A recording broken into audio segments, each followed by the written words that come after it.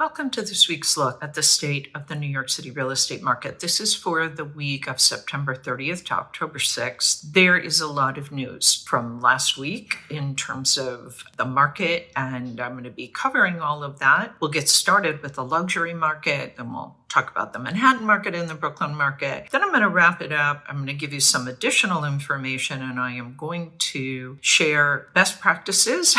Then I'm going to share some information that should be very, very helpful to active buyers and sellers. So you're going to want to stick around for that if you are an active buyer or seller, or maybe you're just curious and you want to know what's going on in the New York City market.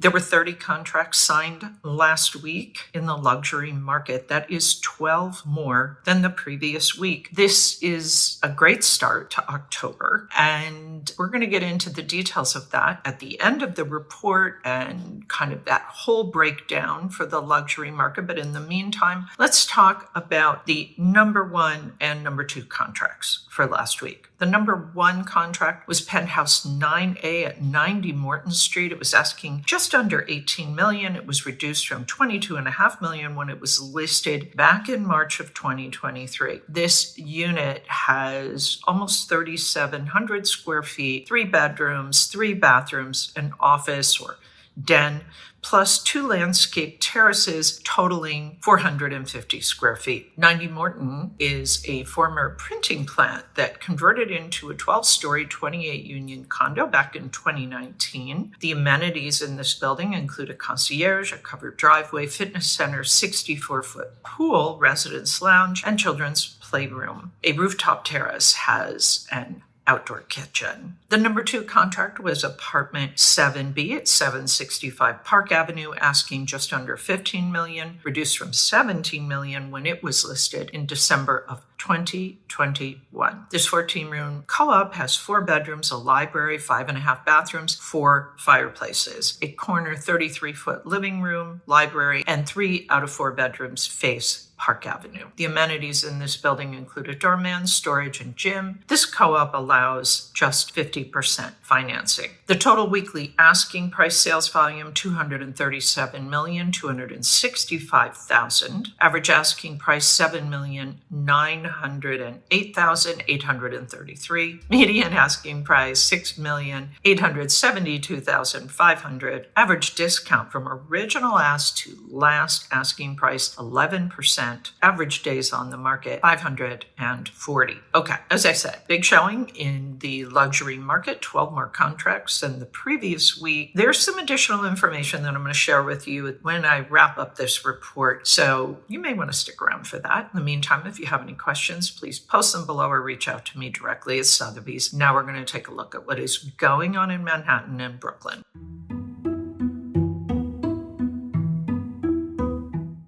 The supply last week fell a bit. Just 296 properties came on the market in Manhattan. That is down a little over 23% for the week. Contracts signed up a little over 9%, 197. And wow, the off-market properties for last week, 219, rose over 87%.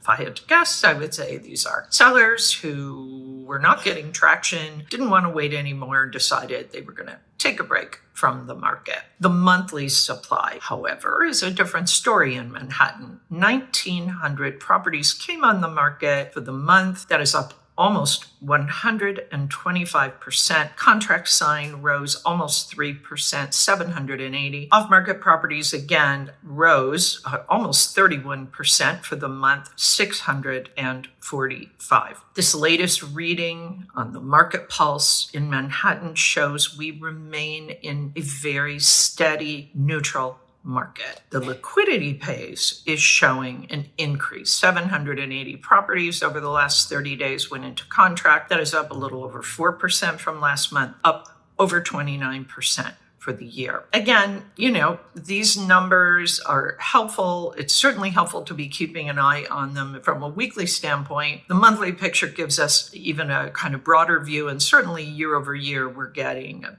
very good picture of where the data is for the Manhattan market. I have some additional things that I'm going to share, not only about the Manhattan market in general, but the Brooklyn market. This would include the luxury market, of course. So stick around for that. We're going to move on now. Take a look at what's going on in Brooklyn. As always, questions, post them below. Reach out to me directly at Sotheby's.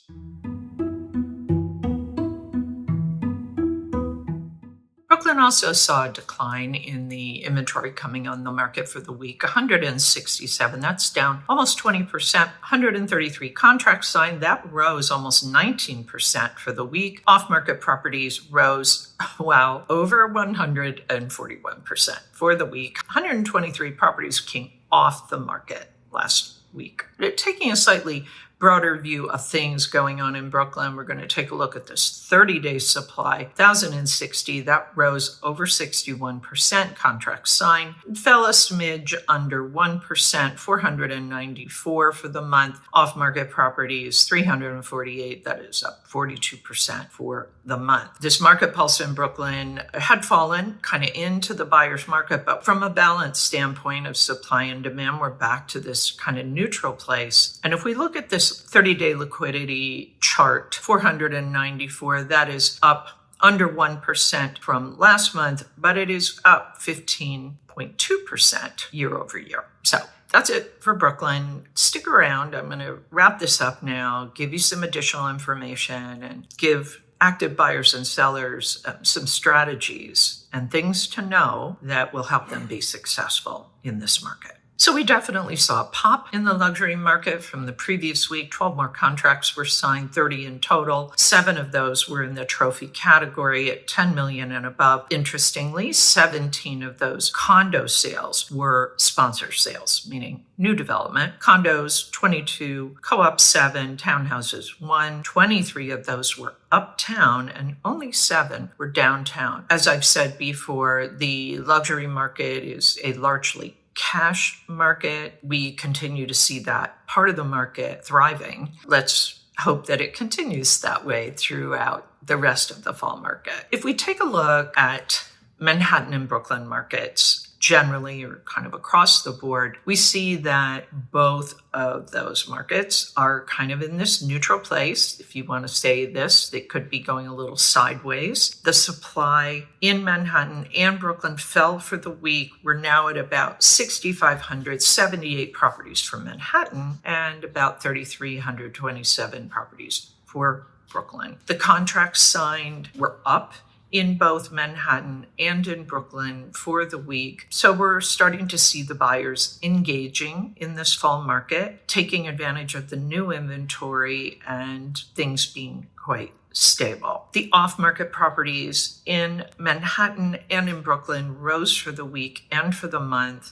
I think we're looking at seller fatigue there. If they weren't really in alignment with the market in terms of their asking price or even in their negotiability when they did get offers, they may have decided at this point they're just going to sit this market out. I want to share a couple of additional charts with you. These are the 30-day listing success percentage. Let's start with Manhattan. So in terms of listing success, 30-day listing success percentage, compared with the seasonal average, we see that a percentage of Manhattan listings are finding a buyer in less than 30 days. It shows that the August percentage was the highest since August of 2015. If we look at the Brooklyn listing success, we see that a percentage of the Brooklyn listings finding a buyer in less than 30 days shows that the current trend is diverging to the upside compared to the seasonal average. What does this mean, really? Both of these charts are showing a market that is improving overall. I mean, we've been seeing it in the luxury market, right?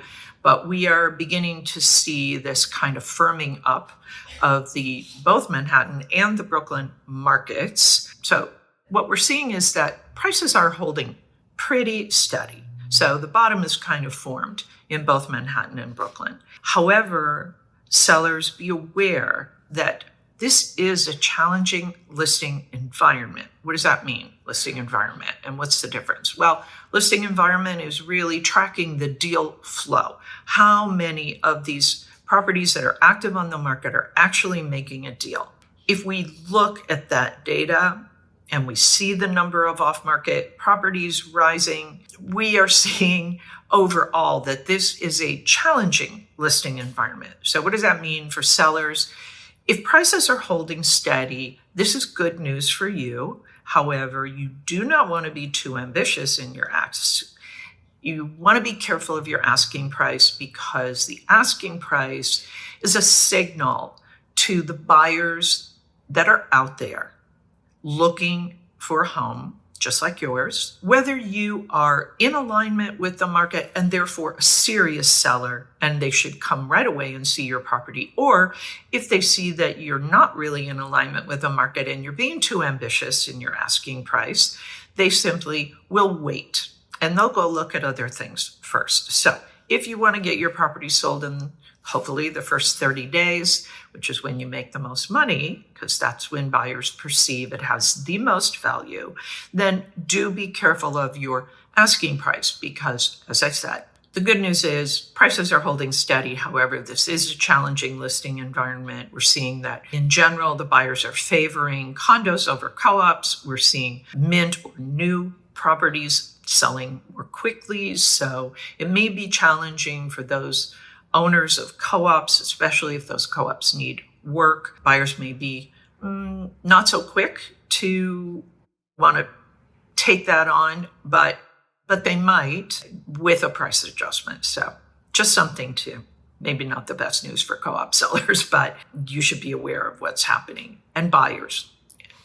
We got some very important economic news on Friday, and the new projections for the mortgage rates are for them to hold steady, possibly even rise. So if you are a buyer and you've been holding off waiting for mortgage rates to go down, maybe next spring or sometime at the end of the year, you really may want to reconsider this because with this economic news, the Feds are now pivoting a bit and the predictions have changed with regard to mortgage interest rates. You know, in truth, this could hold true for sellers as well. If you're a seller that has kind of put off selling, thinking that market conditions are going to be far more favorable in the spring or early spring because the mortgage rates were predicted to go down a bit. Again, those predictions have changed since this new economic news last week. You may want to be discussing this with your broker. Of course, nobody has a crystal ball, but it is important to be paying attention to market conditions and rate conditions as they are changing, which they seem to have done as of last week. Okay, that is it for this week's look at the state of the New York City real estate market. As always, my thanks to Urban Digs and to the Olshan Luxury Report. The work they do helps me to help you to make great decisions. I'll be back next week with the very latest news on what is happening in the New York City real estate market. In the meantime, take care.